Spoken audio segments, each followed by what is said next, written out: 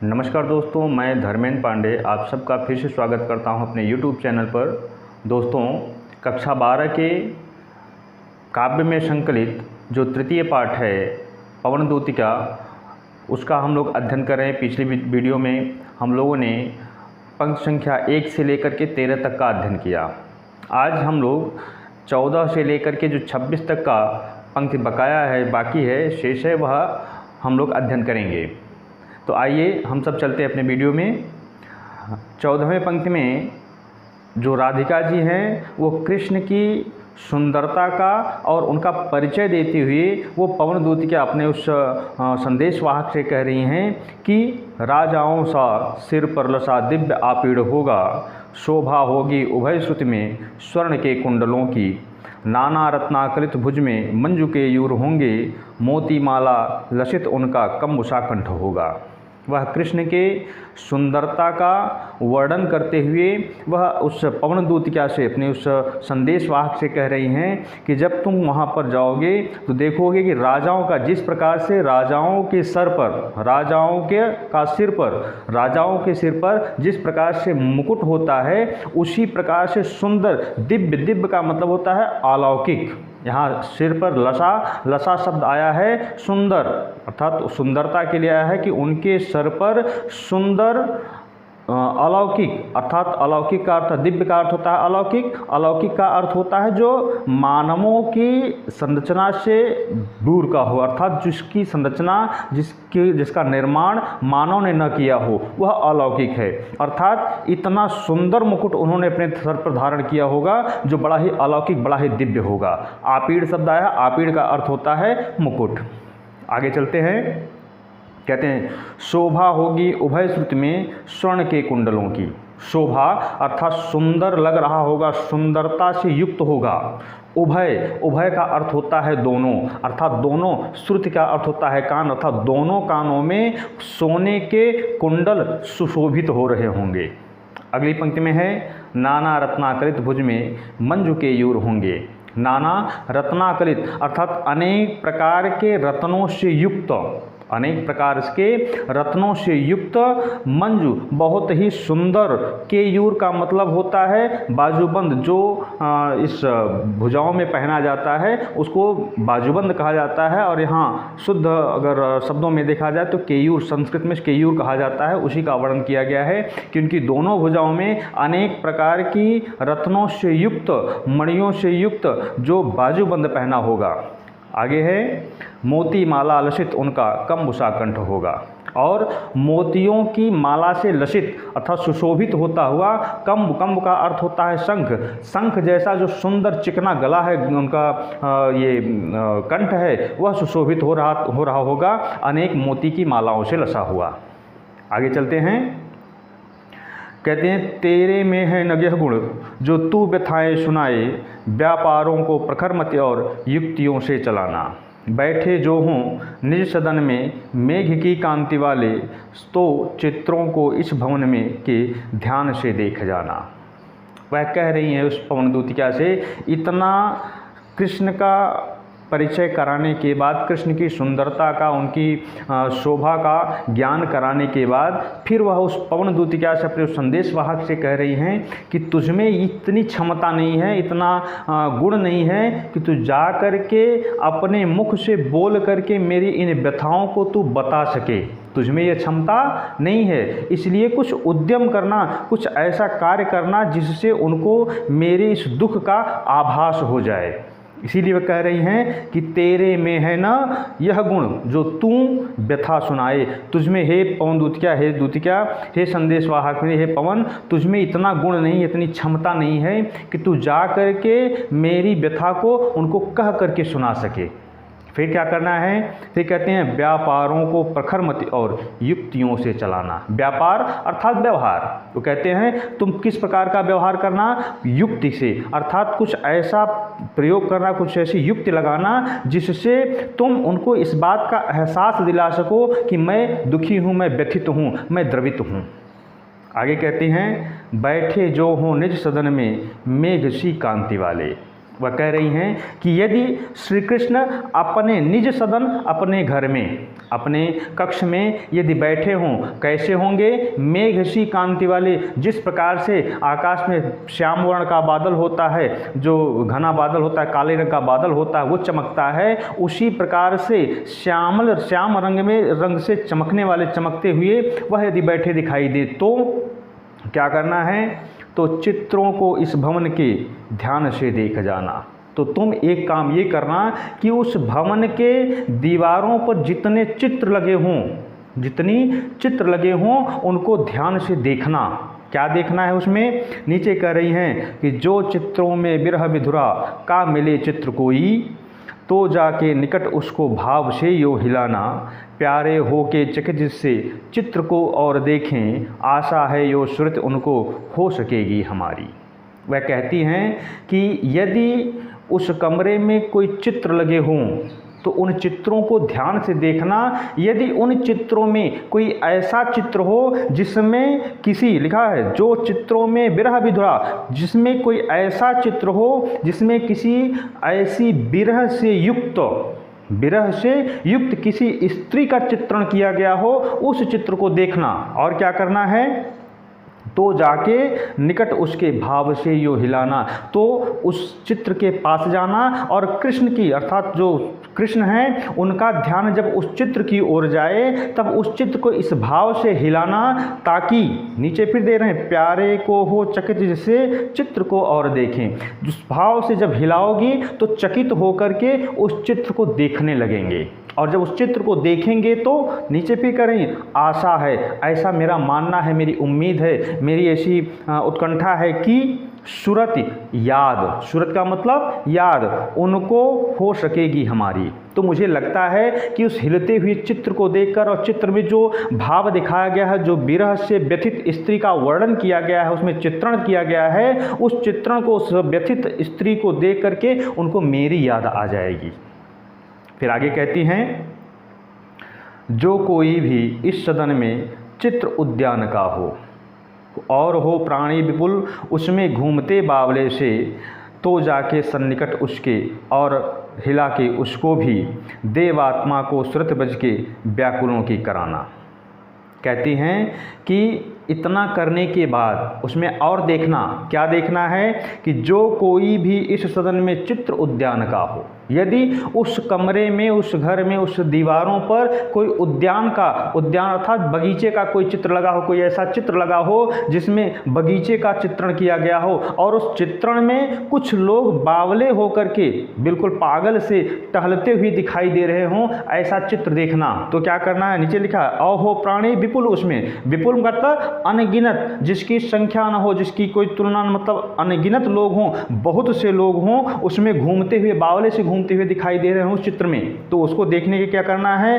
तो जाके सन्निकट उसके और हिला के उसे भी, तो उस चित्र के सन्निकट जाना और अपने प्रभाव से उसको भी हिला देना। हिलाने से क्या होगा? देवात्मा को श्रुत बज के व्याकुलों की कराना। तब उस देवात्मा कौन? श्री कृष्ण। तब उन श्री कृष्ण को यह ध्यान दिलाने की, यह याद दिलाने की कोशिश करना कि तुम्हारे वियोग में गोकुल में जाकर, मथुरा में, गोकुल में और वृंदावन में जिस प्रकार से इस चित्र में लोग बावले होकर के, पागल होकर के घूम रहे हैं, उसी प्रकार से तुमसे व्यथित, तुम्हारे वियोग में व्यथित होकर के तुम्हारे जो मित्र हैं, जो तुम्हारे सखा हैं, जो गोपी हैं, जो ग्वाल बाल हैं, वह सब भी पागल होकर के ऐसे ही टहल रहे हैं। आगे चलते हैं। कोई प्यारा कुसुम कुम्हला गेह में जो पड़ा हो।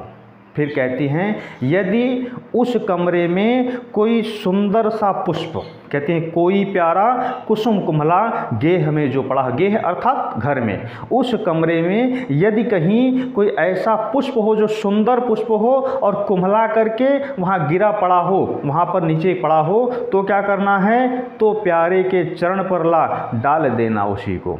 तो क्या करना है कि अपने प्रभाव से उसको उठा करके लाना और मेरे प्रियतम जो श्री कृष्ण हैं उनके चरणों में उसको गिरा देना। फिर क्या करना है, यों देना ए पवन बतला फूल सी एक बाला। यह बताने का प्रयास करना कि जिस प्रकार से यह पुष्प कुम्हला गया है, मुरझा गया है, उसी प्रकार से एक बाला अर्थात एक ऐसी स्त्री है जो तुम्हारे वियोग में व्यथित होकर के, ठीक है, इसी फूल की भांति जिस प्रकार से फूल कुम्हला गया है, मुरझा गया है, वह भी मुरझा गई है। अर्थात राधिका जो तुम्हारे प्रेम से, तुम्हारे विरह वेदना में व्यथित होकर के मुरझा गई, यह पुष्प मुरझा गया, उसी प्रकार से राधिका भी मुरझा गई है। आगे चलते हैं। म्लाना हो कमल पग को चूमना चाहती है। अर्थात जिस प्रकार से यह पुष्प तुम्हारे चरणों में पड़ा हुआ है, उसी प्रकार से दुखी वह राधिका जो है ना, वह भी तुम्हारे इन चरणों में आकर के, तुम्हारे चरणों में गिर करके इन चरणों को, इन पद को चूमना चाहती है, इनको स्पर्श करना चाहती है। फिर आगे चलते हैं।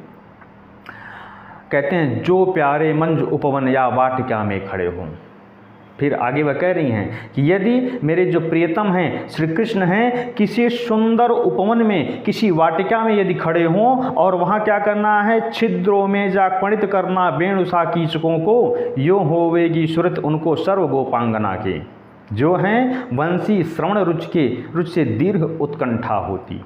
कहते हैं कि यदि वह कहीं उपवन में हो, किसी वाटिका में हो, वहाँ अगर खड़े हों तो चले जाना तुम वहाँ भी, और वहाँ पर कोई ऐसा कोई वृक्ष हो जो जिसमें छिद्र हो, ठीक है, लिखे हैं छिद्रों में जा पणित करना, तो वृक्षों के जो छिद्र हों उसमें प्रवेश कर जाना और उसको बजाने का प्रयास करना, उसमें ध्वनि करने का प्रयास करना। पणित करना अर्थात बजाना। किस प्रकार बजाना है, वेणुसा। वेणु का मतलब बंसी। जिस प्रकार से कृष्ण की बंसी बजती थी, उसी प्रकार से उन वृक्षों के छिद्रों में प्रवेश करके उसको बजाने का प्रयास करना उन कीचकों को, ताकि उस आवाज़ को सुन करके उनको उस मुरली की धुन याद आ जाए जो जाकर के गोकुल के और वृंदावन के बागों में, बगीचों में बजाया करते थे। यह याद आ जाएगा उनको। फिर क्या कहती हैं, यो देना ए पवन बतला, क्षमा कीजिएगा, यो होवेगी सुरत उनको सर्व गोपांगना की। जैसे ही तुम उन छिद्रों में प्रवेश करके मुरली के जैसे ध्वनि करना शुरू करोगी, वैसे ही जितनी गोपांगनाएं हैं उन सब की सूरत, उनकी याद आ जाएगी कृष्ण को। अगली पंक्ति में कहते हैं कि जो है बंसी श्रवण रुचि से दीर्घ उत्कंठ होती। कहते हैं कि जो गोपिकाएं उनके मुरली की धुन को सुन करके उत्कंठित होकर के जहाँ जिस स्थिति में होती थी, भाग करके वहाँ पहुँचती थी जहाँ वह बैठ के बंसी बजाया करते थे, वह उत्कंठित हो जाया करती थी। उसी प्रकार से जब उस ध्वनि को सुनेंगे श्री कृष्ण, तब उनको भी उत्कंठा होगी, उनको भी याद आ जाएगी कि ऐसी ही गोपांगनाएं थी जो इस धुन को सुन करके, सुर को, इस आवाज़ को सुन करके भाग करके आ जाया करती थी, उनको भी हमारी याद आ जाएगी। अगली पंक्ति में कहते हैं, लाके फूले कमल दल को श्याम के सामने ही थोड़ा थोड़ा विपुल जल में व्यग्र हो डुबाना। यों देना ए भगिनी जतला एक अम्भोज नेत्रा, आँखों को हो विरह विधुरा वारे में बोरती है।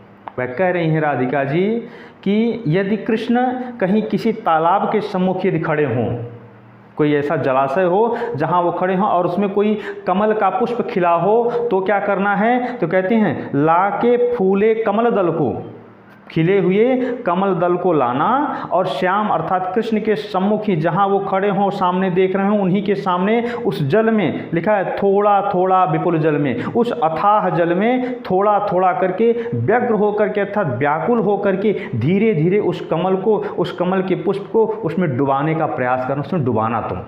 यह देखकर क्या होगा, यह देखेंगे तो फिर क्या होगा, यो देना ए भगिनी जतला एक अम्भोज नेत्रा। ये भगिनी शब्द आया, भगिनी का मतलब होता है बहन। अब यहाँ अभी तक तो वह दूध थी, जो पवन है दूध के समान आया था उसका प्रभाव, लेकिन यहाँ उसको अपनी बहन कह रही हैं।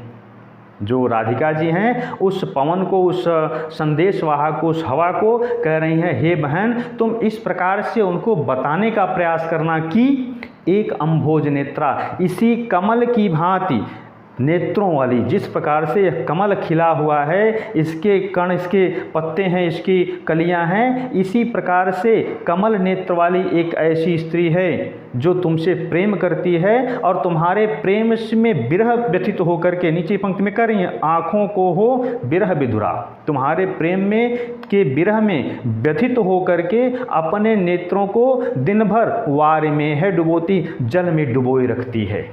जिस प्रकार से कमल जल में डूब रहा है, इसी प्रकार से कमल नेत्र वाली वह राधिका जो है वह भी अपने नेत्रों को सदैव जल में डुबाए रखती है, अर्थात उसके नेत्रों से तुम्हारी याद के कारण आंसू आते रहते हैं, गिरते रहते हैं।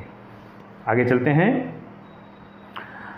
कहते हैं धीरे लाना वहन करके नीप का कोई पुष्प कोई, और प्यारे के चपल दृग के सामने डाल देना।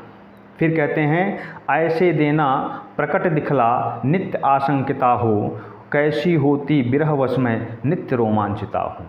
कहती हैं कि ऐसे लाना वहन करके नीप का पुष्प कोई, नीप का मतलब होता है कदम, कदम का कोई पुष्प लाने की बात कर रही हैं। कहते हैं कि इसी प्रकार से धीरे धीरे वहन करके, अर्थात उठा करके लाना, उड़ा करके अपने प्रभाव से उसको धकेल करके लाना। क्या लाना है? नीप का पुष्प अर्थात कदम का कोई पुष्प लाना है आपको। और क्या करना है उसके? और प्यारे के चपल दृग के सामने डाल देना। उनके जो चंचल नेत्र है ना, प्यारे अर्थात प्रीतम कृष्ण, जो चंचल कृष्ण हैं, उनके चंचल नेत्रों के सम्मुख उस पुष्प को गिरा देना। फिर क्या करना है? ऐसे देना प्रकट दिखला नित्य आशंकिता हो। और यह प्रकट करने का, यह बताने का प्रयास करना कि तुम्हारे प्रेम के विरह में, तुम्हारे विरह की व्यथा में यह इसी प्रकार से, जिस प्रकार से यह पुष्प अपनी डाली से अलग होकर के मुरझाने लगा है, उसी प्रकार से तुमसे अलग होकर के वह राधिका जो है वह भी मुरझा रही है। नीचे कह रही हैं कैसी होती विरह वश में नित्य रोमांचिता हूँ। इसी प्रकार से जिस प्रकार यह पुष्प खिला हुआ है लेकिन मुरझाना शुरू हो गया है इसका, उसी प्रकार से मैं भी प्रसन्न थी, लेकिन अब तुम्हारे विरह व्यथा में मैं भी मुरझा रही हूँ, मेरी भी स्थिति जो है वो अब ठीक नहीं है। फिर आगे कहती हैं बैठे नीचे जिस बिटप के श्याम होवे उसी का, कोई पत्ता निकट उनके नेत्र के ले हिलाना। फिर आगे कहती हैं यों प्यारे को विदित करना चातुरी से दिखाना, ये मेरे चिंता विजित चित्त का क्लांत हो काँप जाना। कहती हैं यदि कृष्ण किसी वृक्ष के नीचे बैठे हों, लिखा है बैठे नीचे जिस बिटप के, बिटप मतलब वृक्ष, यदि कृष्ण जिस बिटप की, जिस वृक्ष के नीचे बैठे हों, उसी वृक्ष का कोई पत्ता ले लेना। कहते हैं कि बैठे नीचे जिस बिटप के श्याम होवे उसी का, अर्थात कृष्ण जिस पेड़ के नीचे, जिस वृक्ष के नीचे बैठे हों, उसी वृक्ष का कोई पत्ता ले लेना और निकट उनके नेत्र के ले हिलाना, और उनके निकट आना और उनके आँखों के सम्मुख ही उस वृक्ष के पत्ते को धीरे धीरे हिलाना। इससे क्या होगा? फिर कह रहे हैं नीचे यों प्यारे को विदित करना चातुरी से दिखाना, अपनी चतुरता से, अपनी चतुराई से यह दिखाने का, बताने का प्रयास करना मेरे उस प्रियतम को कि, निचली पंक्ति में कह रही हैं मेरे चिंता विजित का क्लांत हो काँप जाना, कि जिस प्रकार से यह पत्ता हिलते हुए काँपते हुए दिखाई दे रहा है, मैं भी तुम्हारी चिंता में चिंता विजित होकर के, मतलब चिंतित होकर के, आतुर होकर के, क्लांत होकर के, दुखी होकर के मैं भी ऐसे काँप जाती हूँ। आगे चलते हैं, कहते हैं सूखी जाती मलिन लतिका जो धरा में पड़ी हो। लतिका कोई लता का कोई टुकड़ा, कोई लता अर्थात जो वृक्षों पे चढ़ता है, कोई ऐसा वृक्ष जो वृक्षों के सहारे ही ऊपर चढ़ता हो, उसका कोई टुकड़ा टूट करके नीचे गिरा हो तो क्या करना है? कहते हैं सूखी जाती मलिन लतिका जो धरा में पड़ी हो। कोई ऐसी लतिका हो जो सूख करके धरती पर गिरी पड़ी हो, उसको क्या करना है? तो पाँवों के निकट उसको श्याम केला दिखाना, गिराना। कहते हैं तो उसको उठा करके लाना और जो कृष्ण बैठे हैं उनके पाँव के पास, उनके चरणों के पास उसको गिरा देना। आगे क्या करना है? यों सीधे से प्रकट करना प्रीति से वंचिता हो। मेरा होना अति मलिन और सूखते नित्य जाना। और ये बताने का प्रयास करना कि जिस प्रकार से यह लतिका सूख गई है उसी प्रकार से तुम्हारे प्रेम से वंचित होकर के, तुम्हारे संसर्ग से वंचित होकर के जो राधिका है वह भी नित्य प्रति सूखती जा रही है, इसी प्रकार से वह समाप्त होती जा रही है। कहती है ना, मलिन और सूखते नित्य जाना। जिस प्रकार से लतिका सूख रही है उसी प्रकार से तुम्हारे प्रेम से वंचित होकर के वह राधिका जो है वह भी सूखती जा रही है। आगे चलते हैं। 24वें पंक्ति में कहती हैं कि कोई पत्ता नवल तरु का पीत जो हो पड़ा हो। कहती हैं कोई यदि नवल तरु छोटा पौधा हो और उसका कोई पत्ता जो है पीला हो गया हो, कहती हैं कोई पत्ता नवल तरु का पीत जो हो रहा हो तो प्यारे के दृग युगल के सामने ला उसे ही धीरे धीरे संभल रखना और उन्हें यूँ बताना, पीला होना प्रबल दुख का प्रोषिता सा हमारा।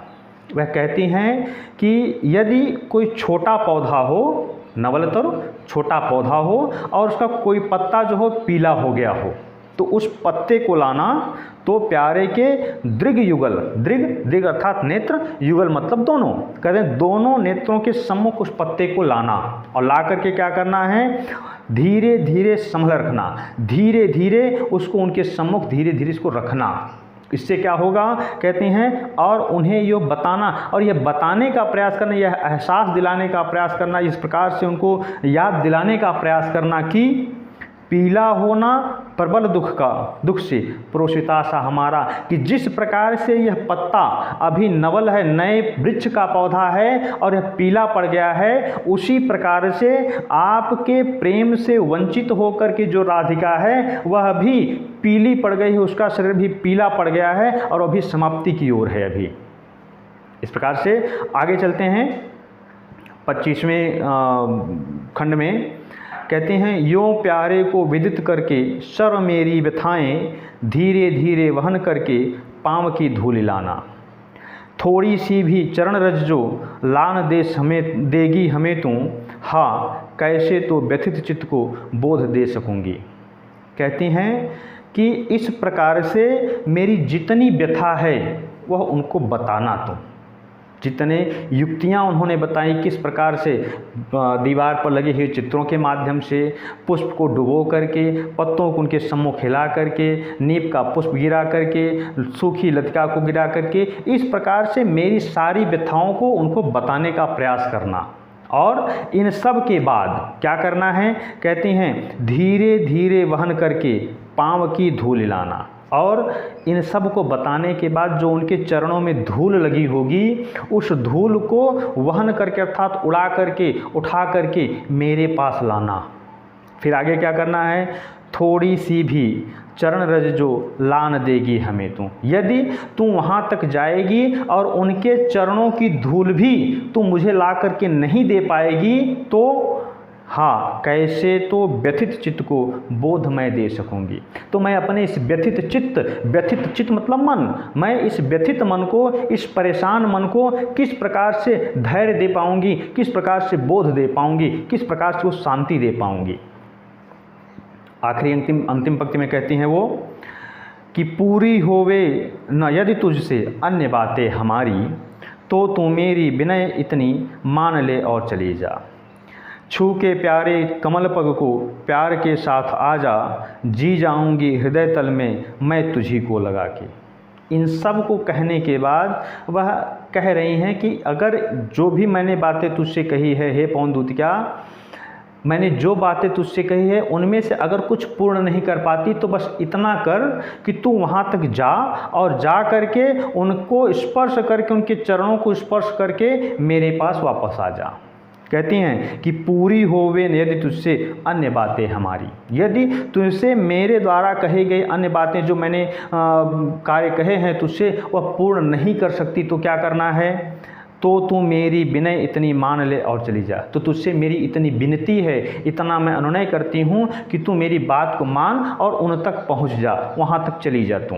और फिर छू के प्यारे कमल पग को प्यार के साथ आ जा, तू जा और बड़े प्रेम के साथ मेरे जो प्रियतम हैं उनके कमल रूपी जो चरण हैं उनको स्पर्श कर, उनको छू और वहाँ से वापस आ जा। क्या करना है? जी जाऊंगी हृदय तल में मैं तुझी को लगा करके। तू वहाँ से जब उनके चरणों को छू करके उनको स्पर्श करके आएगी तो तुझको ही मैं अपने हृदय से लगा लूँगी और हृदय से लगा करके यह एहसास करूँगी, ये समझ लाऊंगी कि मैंने अपने प्रीतम को, अपने कृष्ण को प्राप्त कर लिया है और मैं जीवित रह जाऊँगी, मेरी मृत्यु नहीं होगी। इस प्रकार से प्रिय प्रवास नामक जो ग्रंथ है हरिऔध जी का, उनके इस ग्रंथ से लिया गया यह पाठ पूर्ण होता है। इसके बाद हम लोग अगली पंक्ति में, अगले पाठ में जो है उसमें फिर मिलेंगे आप लोगों से। तब तक के लिए यदि इसमें कोई समस्या हो, कहीं कोई किसी पंक्ति में समस्या हो, किसी शब्द में समस्या हो, कहीं समझने में कोई दिक्कत रही हो, तो आप लोग मुझे कमेंट बॉक्स में बताएं, मैं उसका पूर्ण रूप से समाधान देने का प्रयास करूँगा। नेक्स्ट वीडियो में फिर से हम लोग मिलते हैं, तब तक के लिए नमस्कार।